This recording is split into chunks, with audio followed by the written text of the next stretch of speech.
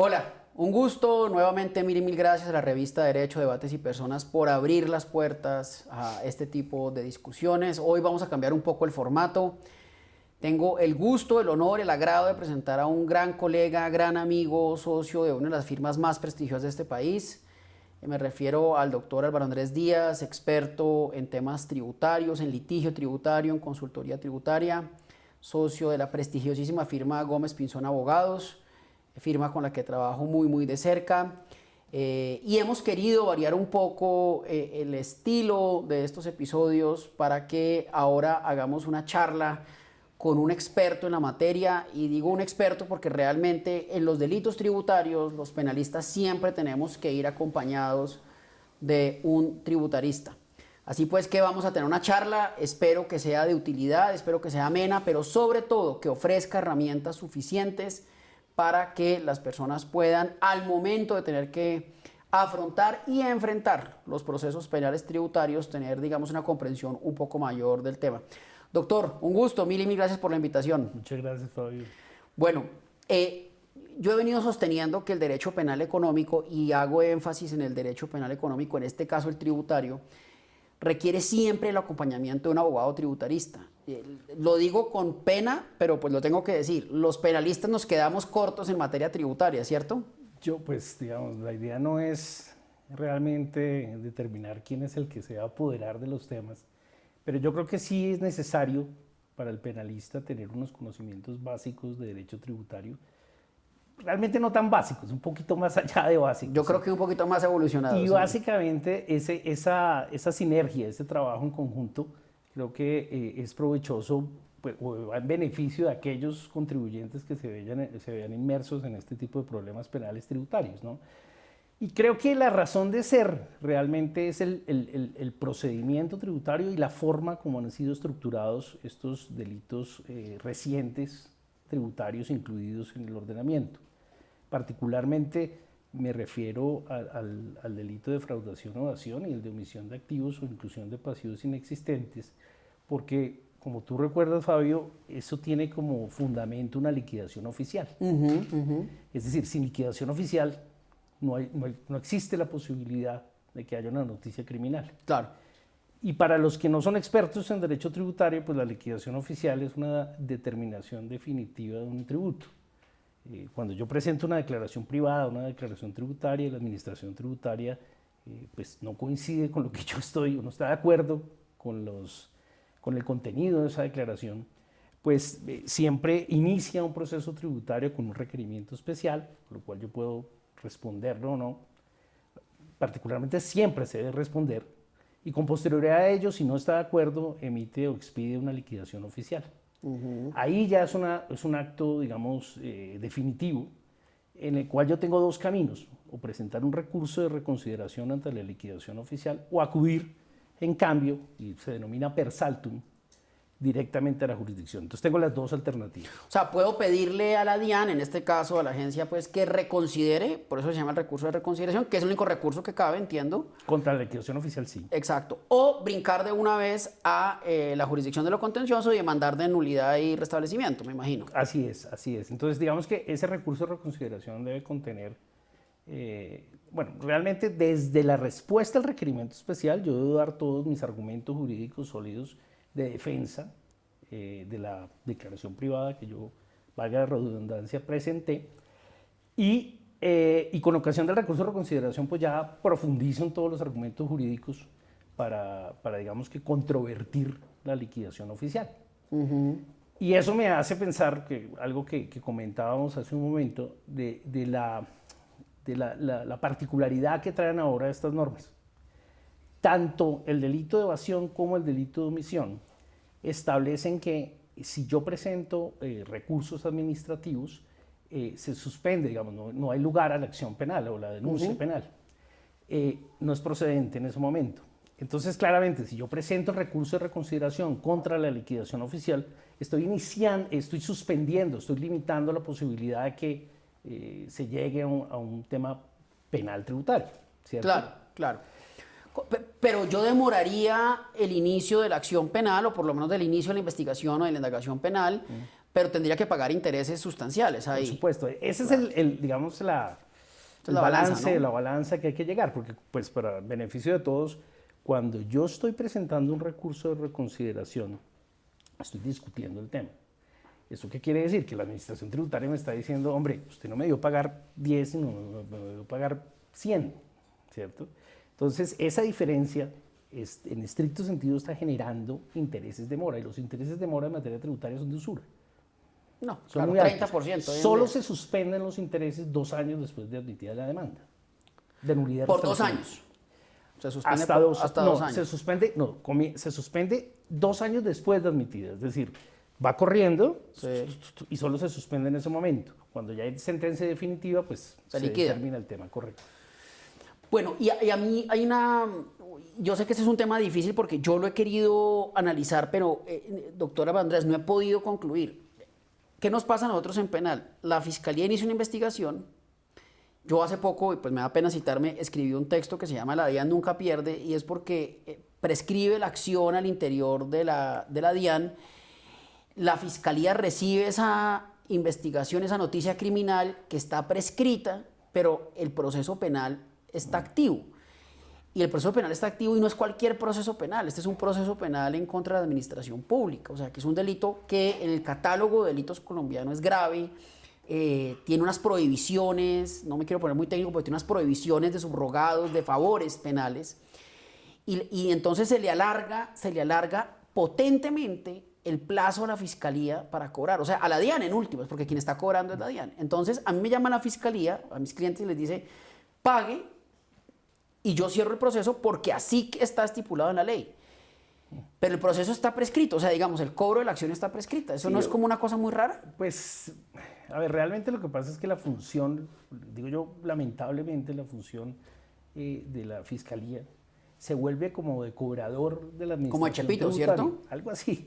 Sí, ¿por qué? ¿Por qué razón? Porque la acción de cobro en materia administrativa o tributaria puede haber prescrito, como usted lo indica. Pero como los términos de prescripción en materia penal son más largos. Claro, un montón de años, década y punta, un poco más de ¿qué una pasa? década. Que puede ocurrir, y ocurre, entiendo que ha ocurrido mucho con el delito de omisión de agente retenedor, Sí, así es. recaudador, en el que probablemente ya el tema administrativo tributario se está cerrado porque no lo cobraron, porque se extinguió la acción de cobro desde el punto de vista tributario administrativo, pero desde el punto de vista tributario lo que hacen es pues presentar la denuncia y es la Fiscalía la que viene efectivamente a cobrar el dinero. La pregunta entonces que surge, claro, ¿de qué manera al recobrar la plata la imputaría? Porque la gente, viéndose con la posibilidad de llegar a la cárcel o de una privación de la libertad, pues paga.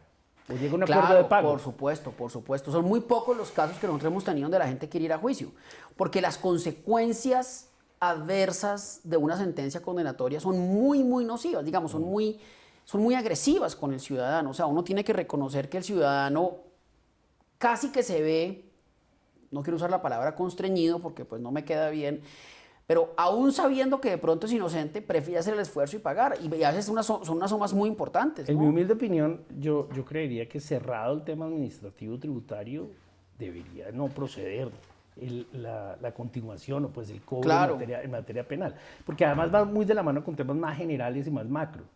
El non bis in idem, por ejemplo, se ve violado en materia, en mi opinión, en materia sancionadora tributaria y penal, porque en últimas me están sancionando por los mismos hechos y bajo las mismas circunstancias. Basta con revisar, digamos, qué origina, por ejemplo, una sanción por inexactitud en materia tributaria, ¿cierto? La omisión de ingresos, la inclusión de costos o gastos que no existen, etcétera, etcétera. Y vaya y mire los verbos rectores del tipo penal de defraudación. Es exactamente lo mismo. Pero ¿no? lamento decirle, estando de acuerdo filosóficamente con usted, que la Corte Suprema ha dicho que no hay non bis in idem. Sí, lo sé. Sí. Pero es decir, no lo comprendo, digamos ahí. Sí, no, yo tampoco. Pero, ¿qué es lo que está pasando hoy? Que la gente paga. La gente paga. Yo quisiera, voy a iniciar un levantamiento de información a ver cuánto ha recibido la Fiscalía en virtud de esos pagos. Pues digo la Fiscalía es porque la Fiscalía es la que está cobrando realmente, pero la complejidad se presenta en que el ciudadano recibe la investigación de la Fiscalía y va y paga en la DIAN, y a título de qué recibe la DIAN si es una deuda prescrita, ¿no? Sí, Es una obligación natural, yo claro, creo. lo imputarán obviamente la obligación que está supuestamente debida. Así Sí, haya pero a sido título de prescrita. qué la reciben, ¿no? Pues, de acuerdo, o sea, pareciera una donación, entonces. Una donación, sí. Pero bueno, Una donación cobrada con esposas. Al final del día, digamos, yo creo que lo que le debe interesar hoy en día al contribuyente es saber que primero tiene que existir una liquidación oficial, segundo tiene que existir un propósito de defraudación o evasión, que pues ustedes los penalistas de pura cepa tienen digamos el comentario de que eso va más allá del dolo, ¿no? Es como, Claro. es adicional a la actividad. Claro, hay que dolosa, mostrar hay que mostrar esa defraudación, esa intención, ese propósito.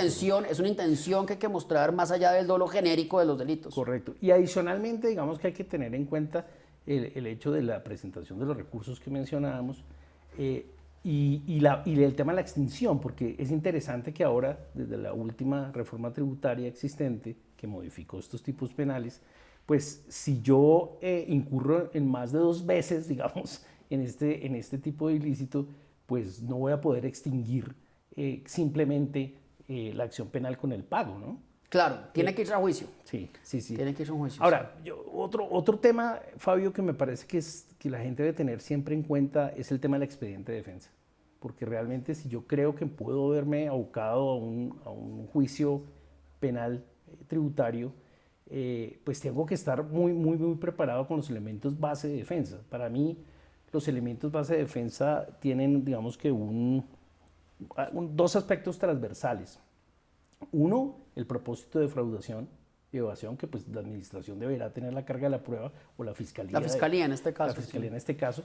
Y el otro, pues, es la interpretación del derecho aplicable, que si existe realmente una interpretación razonable del derecho aplicable, pues no es procedente, o no debería ser procedente, la denuncia criminal, ¿cierto? ¿Qué significa eso? Digamos, eso para los penalistas puede que no signifique nada, pero para los tributaristas tiene muchas raíces, porque hay jurisprudencia reiterada del Consejo de Estado que analiza o que tiene en cuenta qué significa que exista una discusión sobre el derecho aplicable.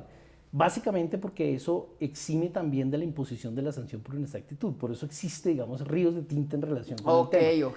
Tiene que existir una norma, base, sustento de la opinión que yo tengo para esgrimir o para establecer ciertos argumentos base de lo que hice en mi declaración tributaria. Tiene que no ser cualquier norma, tiene una norma que se preste a interpretaciones.